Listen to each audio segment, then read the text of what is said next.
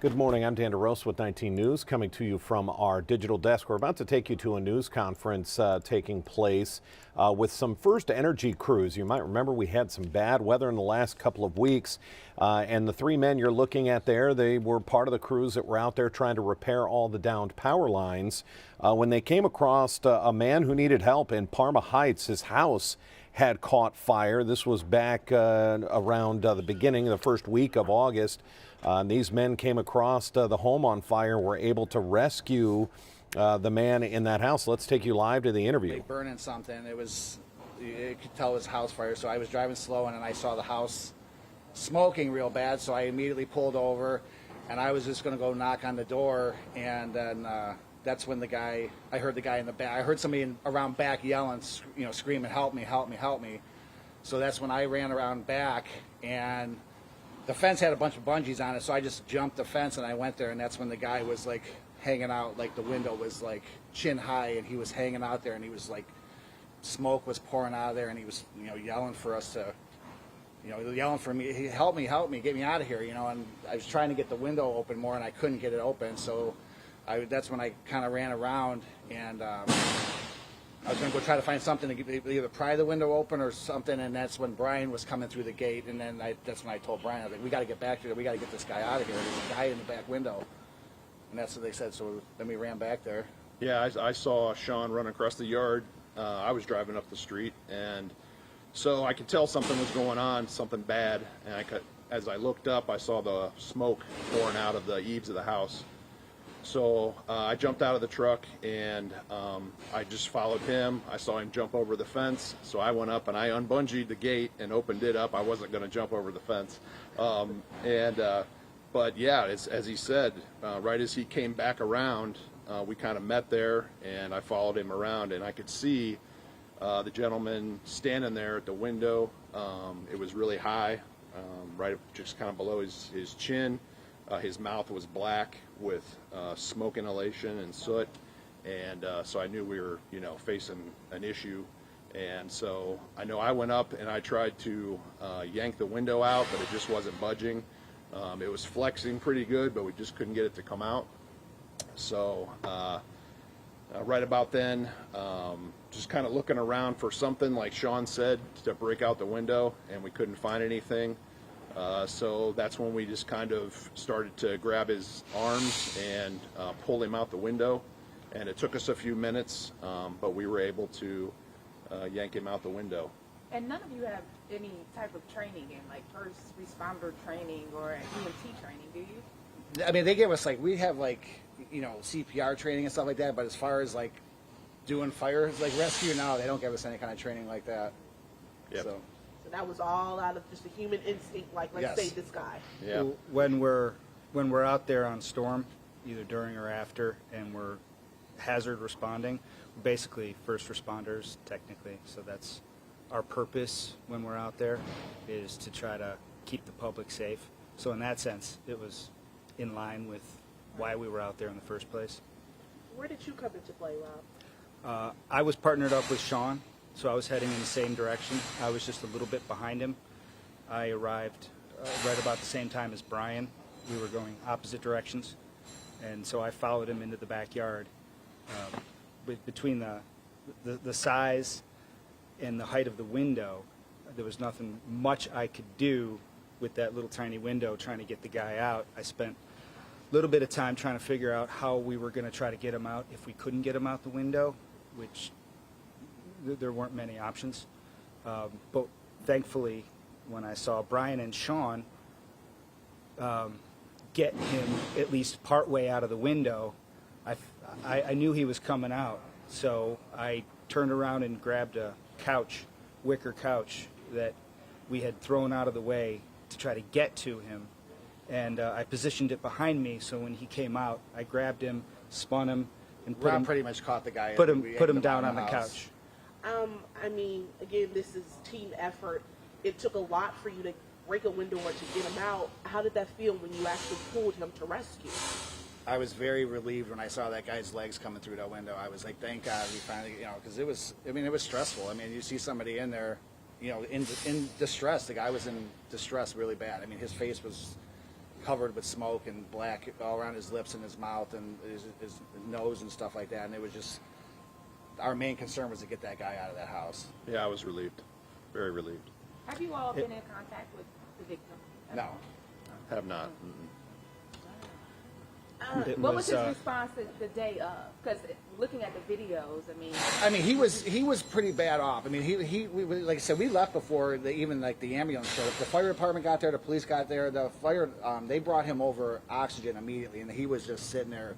I mean, like I said, just us standing there, that little bit of standing outside with that little bit of smoke, that smoke is no joke. I mean, it really takes your, I mean, I had to step back a couple of times because it was so rough. I can only imagine how that poor guy was being in the house, just being surrounded by that smoke. It was bad. So he sat there with oxygen. So, I mean, I walked over there and I just said, hey, you know, I hope everything goes well with you. And when we left, you know. His relief and our relief was in some ways greatly tempered by the fact that there were still 2 dogs inside. So obviously his concern at that point was to get the dogs out.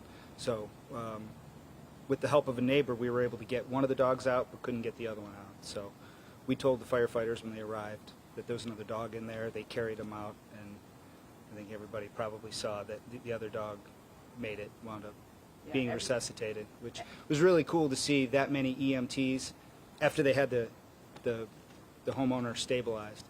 To see that many EMTs and firefighters trying to help that dog was pretty cool. the fire chief said that if you all weren't there at Parma Heights, that he may not have survived. When you hear that, what goes through your mind? I mean, that's what really hit me when I heard that guy say that, you know, he wouldn't have got out. I mean, he wouldn't have made it if it wasn't for us. It really, you know, that chokes me up. Yeah, it feels like we did a good thing, and that we did what anybody should do in that situation. You hear somebody that needs help. We did the right thing, and we helped him get out of the house. So, feels good. What I find so amazing about this, we were in the middle of a major power outage when this happened.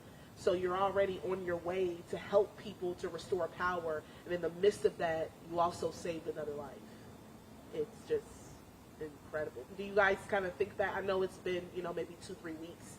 Do you sometimes think about that day? Do you, does it hit after the fact? Yeah, I mean, I think about it. It's, I'm glad. Like I said, I'm just glad that we were in the right place at the right time. That's what it comes down to. I just hope that anybody would have done the same thing if they would have saw that same situation. Yeah, it just feels like a really fortunate situation for us and for him. I mean, you don't often have a chance to directly do that much good. So it was just good timing and good fortune for everybody. Yeah, and we all were trying to interview you all that day, right after, and Hannah was nice to say, no, they have a job to do. So you guys were committed to your jobs, not the media or without, which we understood. However, we did do the story anyway, even though we didn't get a chance to chat with you. How has it been for you all? Because Hannah released your names, we put your names in the story, since the media attention of everyday workers saving the life of a man. How has life been for you all since the media attention? Exhausting. It's parade after banquet after. So I'm looking forward to, not that I take any for this for granted, but looking forward to going back to civilian life after this. They went back to work that day. Right. Yeah. That same, after we like we said, after we did it, we were all standing around looking at each other, and the fire I see department, it. they were like doing all their stuff, and we were just looking at each other. We're like, all right. I already had another job I was heading to, so I was just like, oh well, I guess we just go back to work now. So it didn't seem like anybody wanted to talk to us at the time, so we just went back to work. And then it was a little bit later, my supervisor called me and said that they wanted to do stories on it, that the Parma Heights Fire Department put something online or whatever. So. Yeah, that's when it started. I was like, oh wow, You all seem so cool in the body cam footage. I was like, is that them? They're like, yes, that's them. And you just walking past, like, unassuming. Like, how were you able to keep your cool in such a high stress time? And we had the storms, and that Right. whole street was out of electricity, even though they know that house wasn't. Yeah, I don't know. Just I know for me personally, just kind of always try to stay calm. I know that kind of the work that we do, we're out there looking for hazards, and we have to be paying attention and stay aware of our surroundings and watch out for things that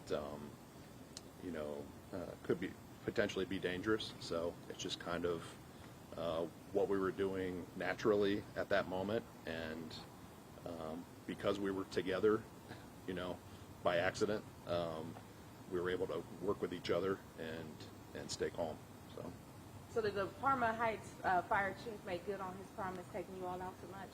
He said that's what he wanted to do. We haven't heard from him yet. I haven't. I believe we did hear from him, and I think that a date is still trying to be set. Okay. Everybody's very busy at the moment, but Probably get your honorary fire badges soon. Ceremony there. Anything else that you all want to say that we didn't ask you about that's very important to this story that Northeast Ohio should know? It's our first time hearing from our heroes. Like I said, I just feel it's anybody would have done it the same thing. I mean, if you come across that situation, you don't know what happened. You don't know how you're going to react until you get there. But I feel like that anybody would have done the same thing. You're saving somebody's life.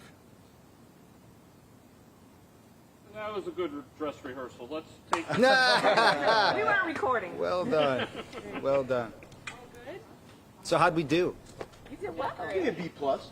All right, I'll take that. Dan DeRose with 19 News. It's nice to see smiles on these gentlemen's faces, considering all of the work that they've done over the past few weeks after the storm in early August. It was really a historic storm from a standpoint of knocking out power to more than 400,000 people.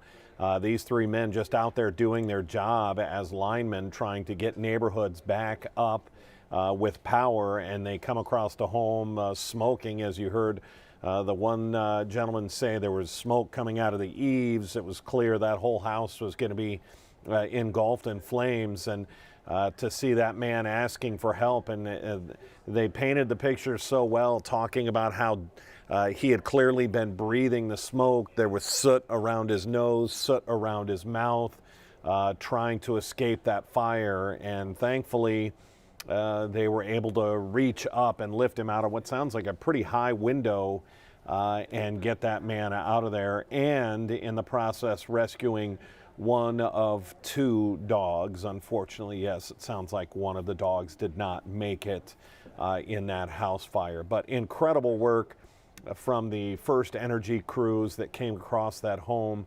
As they said, they're trained in looking for hazards, and a house caught on fire is a pretty good hazard, and they jumped into action. Great stuff there. We'll have a complete wrap up on that story and all of our news. Our 11 o'clock news is ongoing right now on CW43. Look for our noon news on Channel 19. Until then, I'm Dan DeRose with 19 News. Have a great afternoon. 19 News is everywhere. Download our CTV apps and follow us on social media at Cleveland 19 News.